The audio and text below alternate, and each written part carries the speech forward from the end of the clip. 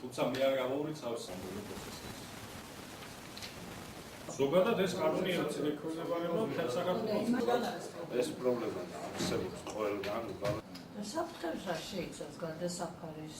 ეს არის სპეციალიზირებული მანქანა ბეტონირებული, რომელიც არის დიდი ამწეობის და ვინახევრებენ ეს ღერძებთან დაკავშირებით, რომელიც შეუძლებელია გადანაწილდეს ღერძებზე სპეციალურად ბეტონურების მანქანის, რა ვიცი რა, ეს არ შეიძლება გადანაწილდეს და ვითხოვთ, რომ მთლიან წონა როგორც ქართული წესით არაუმეტეს 54 ტონაზე იყოს მთლიან წონებზე გადასვლა.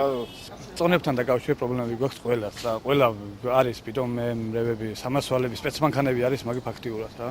მაგრამ გვიწერია პასპორტში 40 წონა, გვაჯარიმებენ 12 კუბით ვერ გავდივართ. პრობლემა არის არა კანონის არასწორ გამოყენებაში ან ზოგადად თქვათ კონკრეტული სახელმწიფო ორგანოების მხრიდან არასწორ ქმედებებში, არამედ უშუალოდ საგაუნდებლო ხარვეში.